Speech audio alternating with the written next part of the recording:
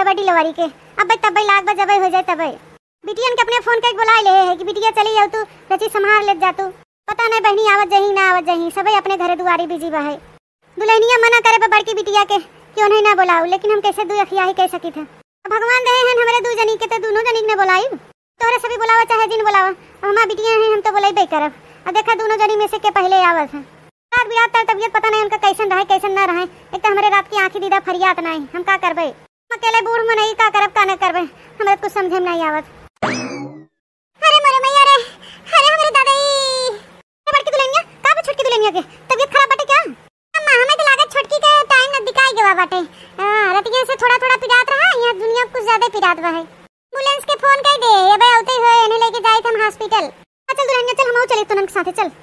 अरे अम्मा तू कहां जाबू ये उमरिया में हम जाए थे लेके नहीं तू ही घर दुआर देखा अपन गोरे चौआ दुआर तो देखे चाहे की हो के। आज मैया रे ये खड़े खड़े बतवा ले दे सब जनी। हां फिर बाद में बतवा के मौका तो समझ ना मिले हम मर जाबे तो सब जनी ले चलो हमें।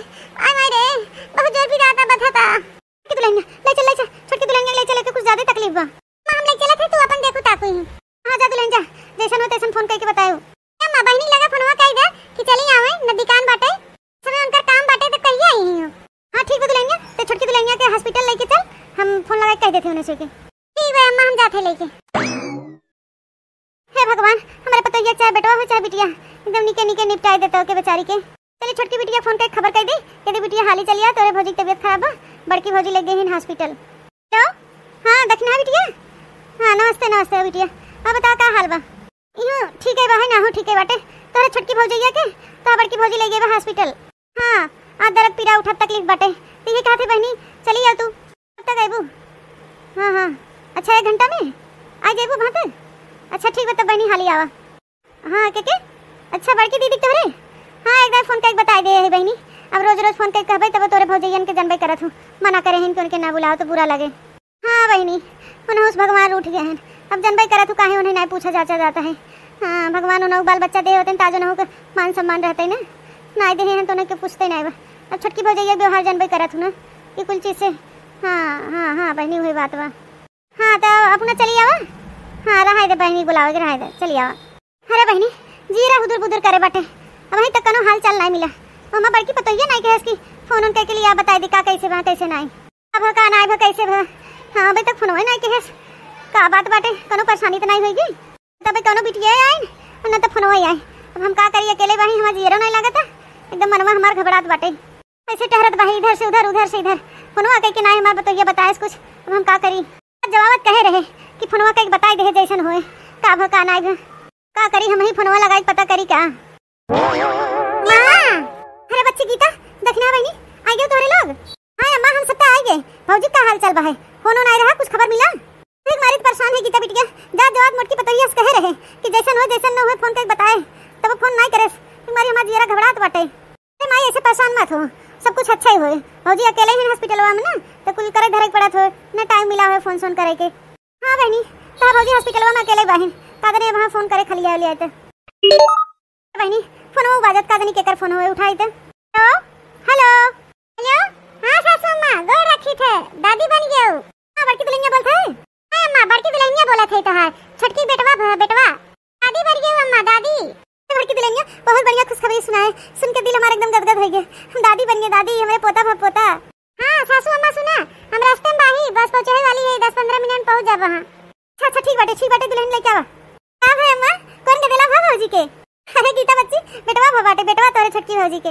ए अम्मा ये तो बहुत खुशी की बात बाटे अब तो खूब धूमधाम मजे खूब जलसा है जलसा। हां बहनी खुशी तो बटबे की हां खूब बढ़िया सोहर होए नाच होए कूद होए जलसा होए पूरा गांव भर में लड्डू बटबे। ए अम्मा हम तो बहुत खुश बाटे हम तो खूब ठुमका लगाओ नाचब गाओ अपने भतीजे खुशी में खूब ठुमका लगाओ नाचब खूब। अच्छा है बिटिया लोगी मोटकी पतोहिया कहत रहे कि 10-15 मिनट में पहुंचे वाली बहाई तो जा बैग वग रखा हाथ मुंह धो के आती खाली वाली तनी तैयार कर देता। फिर अम्मा जाई थे चल छोटकी बहनिया चल जल्दी से ऐसे मार के आ छोटकी धीरे आराम से। दुल्हनिया आ गए अम्मा हम सब आ गए। ए बहनी लोग निकला जा बाहर लेके आवा आरती थरिया भतीजवा आ गए अब तोहर घरे। लड़की बाजी बाबू लेके आवा हरिया टीका का लगाई आरती आरती करी तो सासू अम्मा हम तो एक दाने 1000 दाने सहेजे रहे कि हमारे डिलीवरी में बड़की दीदी जिन बुलाओ तो फिर काहे नहीं बुलाओगे? अरे भौजी अम्मा के ऊपर ऐसे ना गुस्सा करे अम्मा हमके नहीं बुलाए से छोटकी बहन ने लगा फोन कह रहे तू कहे से कि भौजी बेटवा भाई बाटे तो हम वही आए हैं। हमारे खुशी के अपने आप के रोक नहीं पाए भौजी, हम चली आए बाबू को देखे। इन बुलाए मुंह उठाए चली आई। हमारे बेटवा का आरती होती मत करो, बता देथे बड़की दीदी ताकि तोहार पछायो ना हमारे लड़किया के ऊपर पड़े पावे। ए छोटकी दुल्हनिया ऐसे गुस्सा मत कर, भाई तो डिलीवरी भय है नाम के गदेला बाटे और तहू चली आवत है तब से गुस्सा करत हो। खुशी के माहौल में हंसी खुशी से रहे चाहे। खुशी में तुम्हारी दीदी आई के ग्रहण लगा दी जब उनके पता उनके लड़का बच्चा नहीं होत है तो का करे आई हमारे लड़का बच्चा को देखे। बेटवा तबीयत खराब हो जाए तब उनका अगर परछाई पड़ा कान खोल के सुन ले दीदी, जो हमारे लड़के की तबीयत खराब हो ना फिर जाने रहो। और एक बात और, हमारे लड़के से दूर रहो जब तक रहो यहाँ घर में। तक छोटकी भौजी एक मेहरारू है कि एक मेहरारू दुख दर्द नहीं समझत बाटू, एमा हमार कौन गलती बाटे जब भगवान देते नहीं बहन। हां बताओ, आज हमारे लड़के बच्चा नहीं है, कल कह जने भगवान हमें देबे करे। ऐसे ताना मत मारो भौजी, सामने खड़ी होकर मगरमच्छ का आंसू मत बहाओ दीदी, तोरे आंसू फरक हमारे ऊपर पड़े वाला नहीं बाटे। बेटवा से दूर रहो और खिलावे उठावे कोशिश ना कियो। मेरे बेटवा आरती होती तो नहीं करेगा, हटा दूर हटिया। मेरे बेटवा के लगे से दूर हटा की ते कुछ ज्यादा तो नहीं बोलत बा है, ऐसे ना बोले चाहे कियो के। मैं दीदी कौन गलती बाटे जब भगवान उन्हें कोनो औलाद नहीं देत बहन। हां कहीं कि उनकर उम्र बीती गवा है, आज ना तो भियान होबे करही, कोनो बाल बच्चा ऊपर वाले देबे करे। जब होए तब होए दीदी, अबे तो नहीं बहन, अबे तो बाजिन कहेही हमारे लड़के बच्चा से दूर रही बता देथे। लड़के से दूर रही हां बता देथे, नहीं तो हमसे बुरा क्यों होए ना, समझाए अपनी नंद के। ले दक्षिणा ही आरती थरिया पकड़, आरती औरती उतार ले, उतार के ले जा भतीजवा के अंदर। मारे खुशी में भूल गए कि हम बाजिन है। ले ले जा आरती उतार दे, हम आरती उतारे ला नहीं भाई हम भुला गए। दीदी ऐसे मत बोल, भौजी बातें बुरा मत मान। ना ही रे पगली हमें कौन बुरा माने वाली बात बाटे, अब ते आदत हमार पड़ गई बाटे। सबका हम सुनी थे, खाली भौजी ये भरे के नहीं, ससुरों में ऐसे हमें सब सुनावत है। ले पकड़ आरती थरिया। भौजी इधर ये भतीजवा के आरती औरती उतार के टीका उका लगाई। आईनी आसबी ने बुलाया चलाया चली आईन है और आईन तो आईन हमारे बेटवा के सामने आके खड़ी हो गई बजनियो। पर उनका पछाई पड़ गया हमारे गदेला के ऊपर, हमारे ऊपर। हमारे दोनों मातारी बेटवा कुछ हो गया तो का हमारे काम यही है, बुरी नजर से अपने बच्चा हम रक्षा करवे। बाजिन नहीं बड़की दीदी बाजिन, पर उनका परछाई हमारे बेटवा के ऊपर पड़ गया ना तो ठीक नहीं हमारे बच्चा के लिए।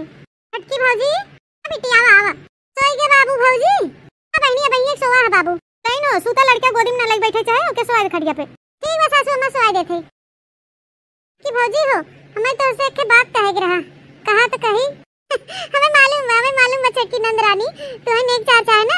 हां तो दिल खोल के मांगे, जवन मांगू तो तवन देवे हम तुम्हें। हां मांगे मन्नत से अपना पूजा पाठ से हमारे भगवान के औलाद देहन है तो इतनी खुशी बा है तो का हम तुम्हें देव ना कुछ नेक चार हैं भौजी। हमके नेक चार न जो है भगवान जैसे हमारे भतीजे देहे हैं वैसे सही सलामत बनाए रहे तो कोनो दुख तकलीफ बीमारी से मारी न हो। और रही बात लेवे देवे कि हमें कुछ न चाहे, कैसे बात करे आए हो दक्षिणा वहीनी क्या बात है? बात ही करे आए है कि जवन तू दीदी के ऐसे कुल बोलू है ऐसे नहीं तो है बोले चाहत रहा। छोटकी भौजी जवन तू कुछ बोलू है बहुत गलत बोलू है, एकदम गलत। देखा दक्षिणा बहनी अगर तू दीदी के बारे में बात करे आई हो तो हमें उनके विषय में कोनो बातचीत नहीं करे बाटे। का दुल्हन इतना नफरत तो ठीक नहीं बाटे, तो हूं एक मेहरारू है, मेहरारू दुख दर्द ना समझी के समझे। बतावा अब हमें हमारे बिटिया कौन दोस्त बाटे जब भगवान ओकर गोद नहीं भरत हन। 4-5 साल बाद भगवान गोद हरी भरी करन है तो दुख तकलीफ तो समझे सकत हूं ना कि नहीं रहा जब तक गदेला का हाल रहा तोहार। कितना दुख तकलीफ होता जब भगवान यहाँ लायक नहीं करते तो तू तो 3-4 साल में परेशान हो गई रहू।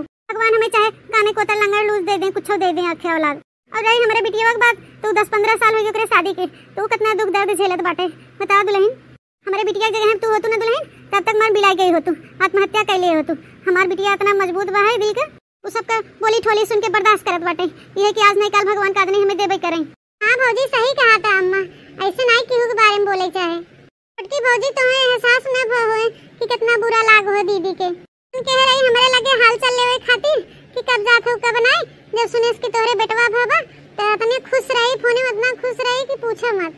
सुनते मन कहीं ने बहनी हमहु चलबे हमरे के भतीज भा बाटे, मेरे साथे भागी चली आए हो। इतनी खुश रही ना कि पूछो मत। लेकिन जोन तू ओके बोल दहु ओकरे करेजा पे तीर लग गए, तीर के तनिको अच्छा नहीं लाग जोन तू दीदी कैसे बोल दू भौजी। ये कहत बा सासू अम्मा तखना बहनी हम बहुत गलत कह दे दीदी के साथे। तो भुलाए गए अपने औलाद के पौते मान कि हम 3-4 साल तक झेली रहे जोन आज हमार बड़की दीदी झेलत बाटिन। हमरा खुशी मारी घमंड हो गए कि भगवान हमारा आज गोद भर देहन। तो दीदी के गोद नहीं भरा सुनी बा है गोदन कर बाजी नहीं कहीं उनका पछाई मेरे लड़का पड़ गया तो तबीयत होकर खराब हो जाए। नहीं हम महतारी बेटवा की तबीयत ना खराब हो जाए, कुछ उल्टा सीधा ना हो जाए। हां हम घबराए लगे एक ना ते हम उल्टा सीधा बोल दे दीदी के। मैं ऐसे नहीं करे चाहत रहा, हम बहुत गलत कहे दीदी के साथे। हां दुल्हन कबो क्यों मजबूरी फायदा न उठावे चाहे तब बोली बौछार न मारे चाहे। तो ऐसे बेचारी दुखी भई रहा था, ऊपर से तो सभी घाव पे नमक छिड़क देबू तो नहीं ठीक बाटे ना बहनी। दुल्हन हो, हमारे दोनों बिटिया हमारे लिए एक समान बाटे, लेकिन तोहरे दोनों जनी खाली हमारे छोटकी बिटिया के मान सम्मान देतू, आना तू पटवा तू। हमारे बड़की बिटिया के मान सम्मान नहीं दे जातू, उसे झिनझिनावत रहा तू, तो हमें बहुत तकलीफ होत है। ये के तोरे औलाद बाबा कोनो दुख तकलीफ होए तो तोके एहसास होए तारीख दर्द का होत है। ऐसे हमहू को होत बाटे दर्द, लेकिन हम कुछ बोलत नहीं है, सोच के बर्दाश्त करे है कि भगवान के घरे देर बांधे नहीं, आज नहीं भी अनका नहीं, उन्हें गोद में खे औलाद दे दे भगवान, उन्हें घर में उजियाला हो जाए, खुशी आ जाए। जी हो, अब वही कुछ देर नहीं हुआ बाटे, अगर तुम्हें गलती के एहसास हो गया है तो चला दीदी से माफी मांग ले, वो जाए करे हैं घरे के माफी मांग ले। हम सब तो रोका थे नहीं रुका थे, अगर तू रोक लेबू ना काजा नहीं रुक जाए, अगर रोजर लग जाए, छठी बराई बीती गई तब जाए। भौजी नहीं देखना बनी, हम ना जाए बड़की दीदी के, हम गलती किए, हम उनके चलते गोड़े गिरबे, माफी मांगा, हमें एहसास होगी बाबा अपनी गलती के। भौजी जल्दी करा, जल्दी चला, नहीं तो दीदी कपड़ा उपड़ा भरत रही बैगे में, जाए करे रही। चला खा बहनी चला, सासू अम्मा हो ये बाबू लगा बैठे, हम तनी बड़की दीदी के रोक के आवत है, माफी मांग ले ये तनी। वो दुल्हन हम देखित बाबू के तू जा, हमें नहीं आवे चाहत रहा अपने नहीं हरे, काहे हम भुलाए जाए थे हमेशा कि हम एक बाजी नहीं बाजिन, और बहनी बाजिनी के चेहरा क्यों नहीं देखे चाहत, क्यों नहीं चाहत कि बाजिनी पर छाई पड़े।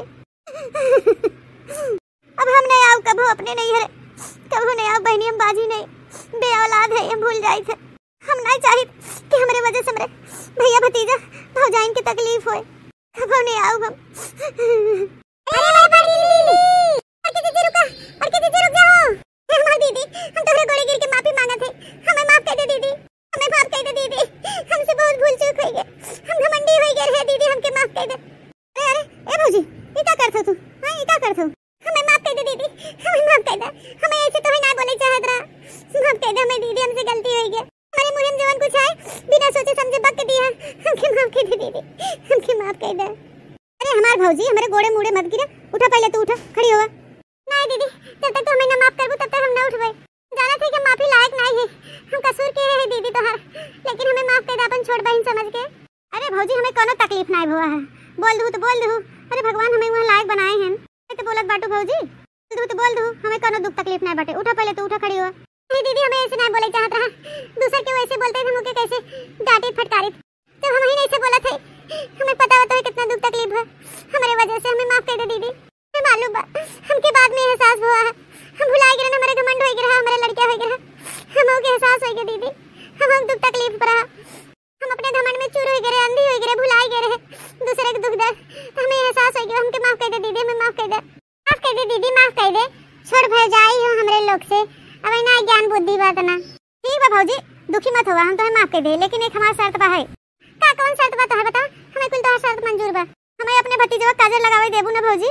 दीदी ये कोनो कहे वाली बात बाटे, अपने भतीजे काजल लगावा, नाचा कूदा, जो नेक चार होके मांगा जाना, कुछ हमारे आटे जो है सब देबे, नाचा कूदा, सोहर गावा, ठुमका लगावा, सब ठीक बाटे, खूब नाचब गाओ, खूब सोहर गाओ, लेकिन हम ही काजल लगावे देहू, हम ही है ओकर बड़की बुआ। ठीक बा मां दीदी, चला घरे चलाओ। आधा घर लीपली नदिया दे में